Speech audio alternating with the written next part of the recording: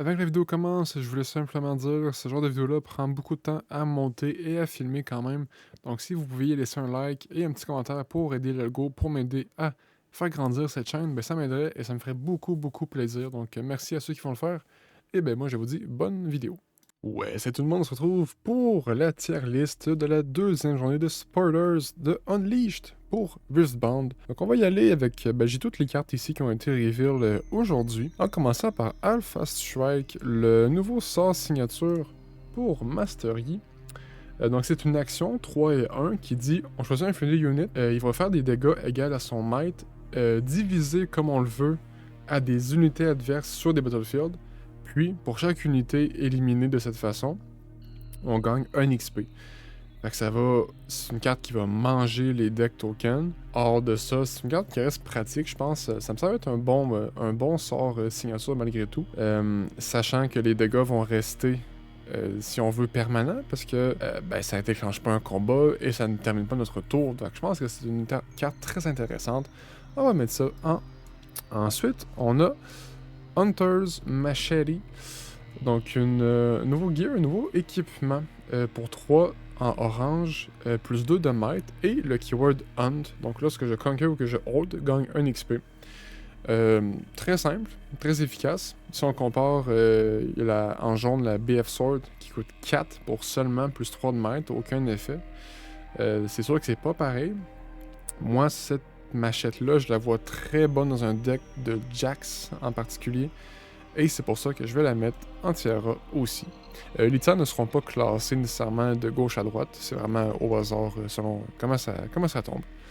Premier Battlefield, ensuite Reaper's Bay.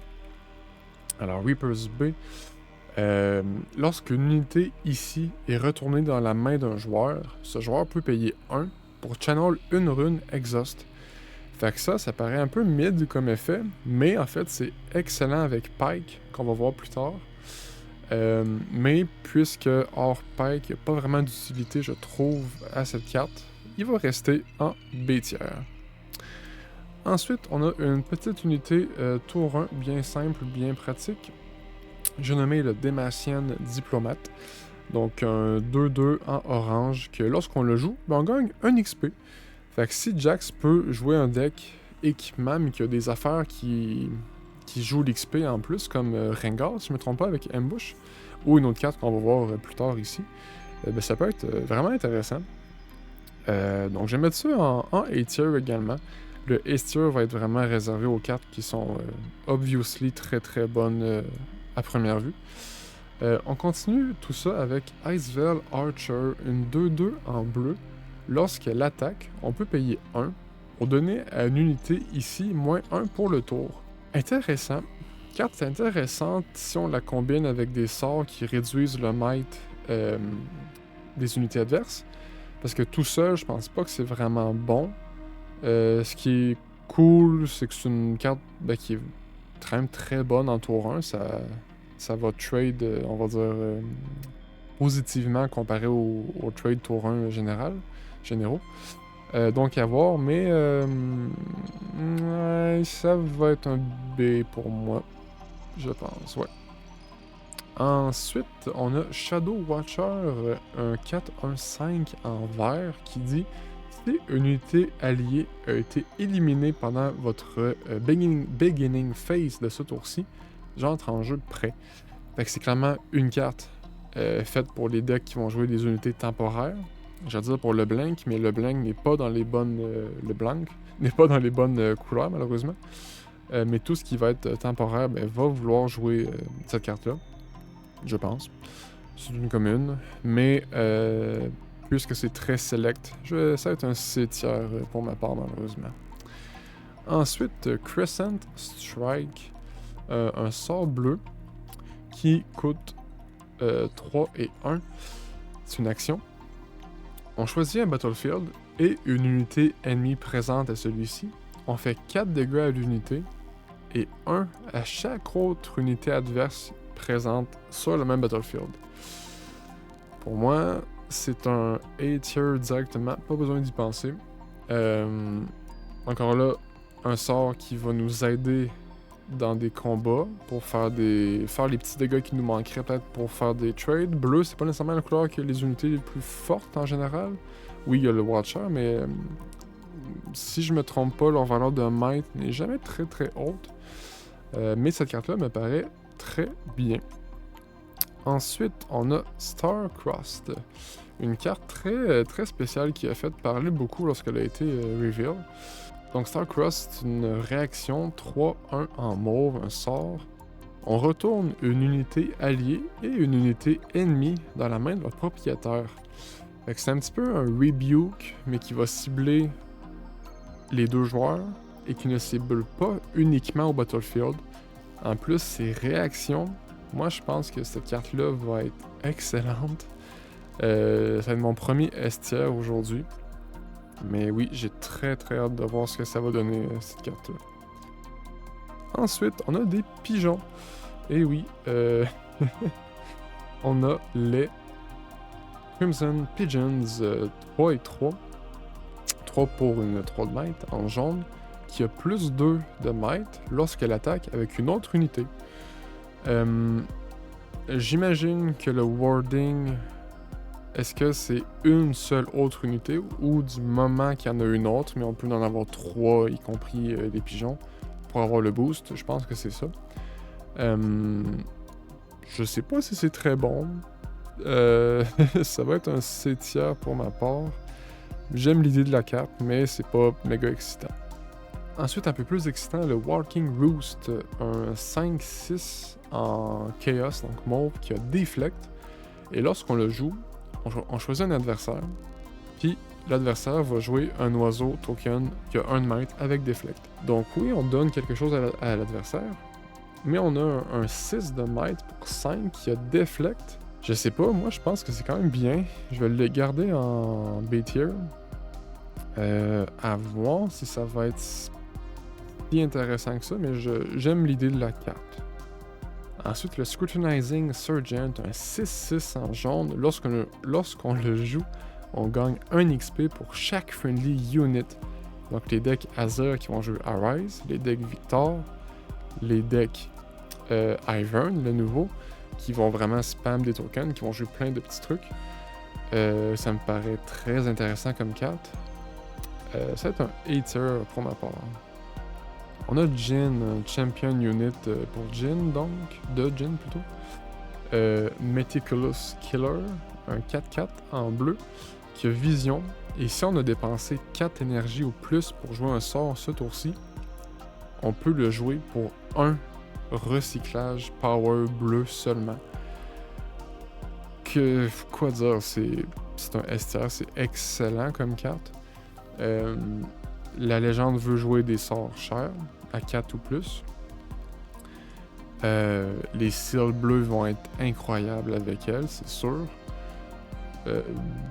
Voilà, c'est un peu... je dirais pas broken, mais ça me paraît extrêmement fort comme carte, malgré tout. Mischievous Marai, ensuite un 2-2 en rouge qui a Hidden. Lorsqu'on la joue en Battlefield, on fait 2 dégâts à une unité adverse ici. Elle, je le sais pas trop. Ça me paraît un peu léger comme effet. Un genre de... pas un Teemo, mais dans l'idée, on voit le genre. Mais c'est une C tier pour moi. Je vois pas tellement son intérêt pour l'instant. Nila Joyful Ascetic. Ouais, 3-1 pour 4 en body. Qui a Accelerate, donc 4-2 pour 4 de mètres, c'est pas fou. Par contre, elle a Ganking, et lorsqu'elle se déplace, on gagne 1 XP. Fait que c'est bien entendu une carte faite pour insérer son nom. J'ai oublié, mais la légende qui nous permet de raider un unit. Il y en a une, il me semble, dans le set 3. Pour ça, ça serait un A tier, mais ça va être un B tier, je pense, en général, comme carte. On pense à Kha'Zix ensuite, donc une des cartes que je parlais par rapport à lui qui donne de l'XP lorsqu'on le joue. Kha'Zix 5-1-5, qui a Hunt, et lorsqu'il attaque, on peut dépenser 3 d'XP pour faire des dégâts égaux à son might à une unité adverse ici. Un peu un genre de Yasuo différent parce qu'il demande de dépenser quelque chose. Mais pour moi, je pense que c'est un S-tier cette carte-là. Des effets de dégâts lorsqu'on attaque, c'est toujours très fort. Puis c'est de l'XP, c'est pas de l'énergie. Donc on se ralentit pas sur le combat pour faire son effet. Ensuite, Gutter Palace, une nouvelle Wincon dans Riftbound, donc un gear qui coûte 4. Au début de notre beginning phase, si on a exactement 4 cartes en main et exactement 4 unités à des battlefields, on gagne la partie.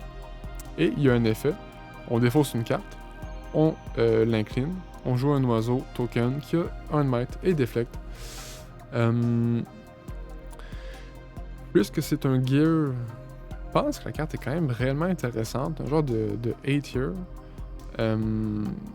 Le gear 8 va peut-être être plus populaire à cause de ça, mais moi je pense que c'est pas mauvais.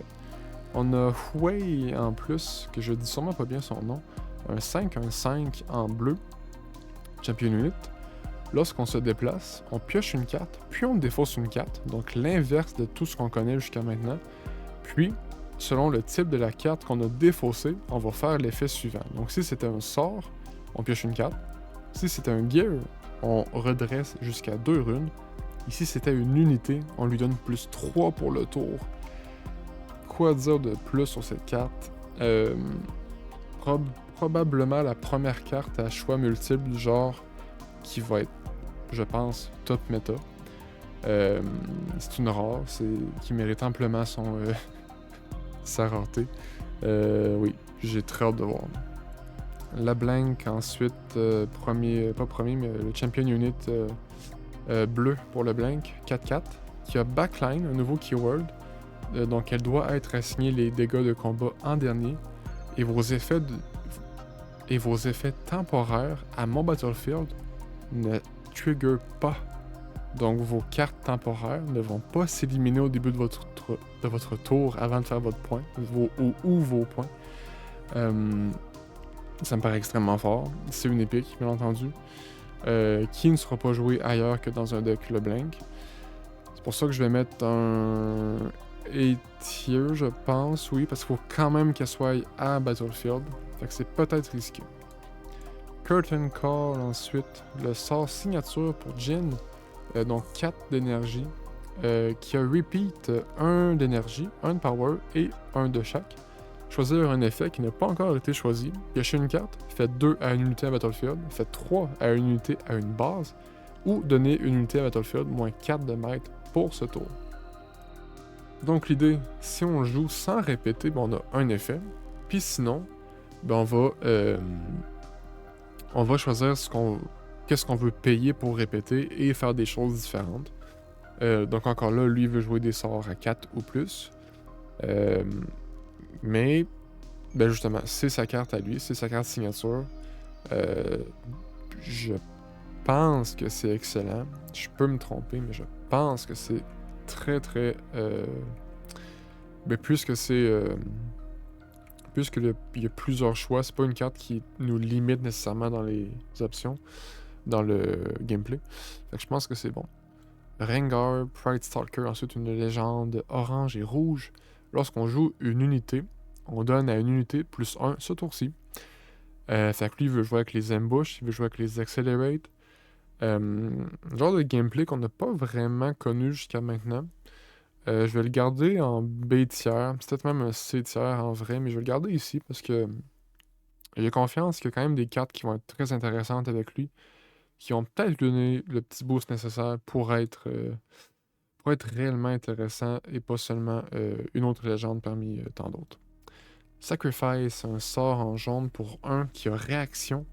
Comme coût additionnel pour le jouer, on élimine une unité alliée qui est Mighty, donc 5 de Might ou plus. On pioche 2 cartes et on channel une rune Exhaust. Donc ça vient aider les decks Fiora à fond. Ça vient aider les decks de Gear, j'imagine, ouais. Qui vont jouer des petites unités, mais qui vont devenir grosses grâce au Gear, aux équipements. C'est pour ça que j'ai mis ça en S-tier. Ça me paraît très versatile, très intéressant comme carte.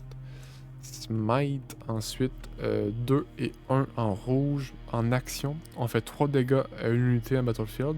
Si elle devrait mourir de cette façon, on la bannit à la place, au lieu de l'envoyer à la trash. Ou plutôt, c'est pas exactement ça, c'est qu'il n'y a pas de Death Knell. Elle est bannie directement, sans effet de Death Knell. Juste pour ça, je pense que c'est un A-tier. La carte est peut-être pas si folle que ça, c'est un petit peu cher, quoique. Void Seeker, c'est 4 dégâts, mais c'est 3. Ouais, je sais pas. Difficile un petit peu difficile à évaluer, mais je vais mettre en A pour l'instant. Ensuite, nous avons Heedless Resurrection, un sort 2-1 en mauve qui a réaction. Comme coup additionnel pour le jouer, on élimine un friendly unit. On joue une unité de notre trash qui a comme coup pas plus. Que son coût en énergie n'est pas supérieur et pareil en power que l'unité qu'on a sacrifiée en ignorant son coût.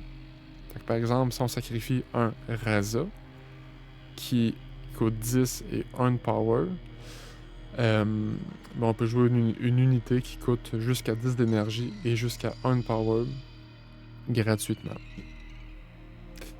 Si Raza n'est pas banni, c'est un S-tier. Sinon, je pense que c'est B-tier la carte. Fait que je vais la laisser là pour être safe, disons. Ensuite, on a Vi, la légende Vi. Piltover Enforcer, donc rouge-jaune. Lorsqu'on conquer, si on a assigné 3 dégâts en excès ou plus pendant le combat, on peut l'exhaust pour ready un friendly unit. À première vue, c'est une légende qui fait très D-tiers, je pense. Mais on a vu, j'ai déjà oublié, ça va pas bien. On a vu des cartes qui parler de cartes qui apprécieraient arriver en jeu prêtes. En tout cas, que ça leur bénéficie. Je vais la mettre en C-tiers malheureusement, vert. Mais il y a peut-être de quoi à faire. Je sais pas trop. Blue Sentinel, ensuite. Une carte bleue qui nous dit pour 4 et 1, 4 de might, shield 2, donc il défend mieux. Vos effets de hold où lui va hold, donc s'il est sur Battlefield, ça va s'activer. S'active une fois de plus. Donc lorsqu'il hold, on ajoute 1 power au début de notre prochaine phase principale. Fait que finalement, il ajouterait 2 de power. Puis après ça, on a plein de cartes qui ont quelques cartes qui ont des effets de hold intéressants. C'est Harry qui fait un point lorsqu'elle hold, si je me trompe pas, ouais. Je pense que c'est une carte qui mérite un A-tier. Peut-être pas très très joué, ça reste une épique quand même. Fait que, à voir, j'ai envie de dire. Cursed Sarcophagus, sarcophage, 4-1, un gear mauve. Lorsqu'on le joue, on bannit toutes nos unités de notre trash. Et on peut l'exhaust pour jouer une unité bannie avec ceci. C'est une épique, fait qu'il y a clairement des combos à faire avec ça. Puis l'idée, c'est que ça protège notre trash de tout effet négatif que l'adversaire pourrait jouer. Je pense que la carte reste B-tier sans plus, malgré tout. Mais c'est très intéressant comme effet, un peu spicy aussi. La liste carte que j'aime beaucoup le concept. Donc c'est un gear pour 2, non pour 1, désolé, qu'on joue en mauve. Lorsqu'on le joue, on nomme un tag, par exemple Miss Fortune, Demacia, Poro, Cat, etc., etc.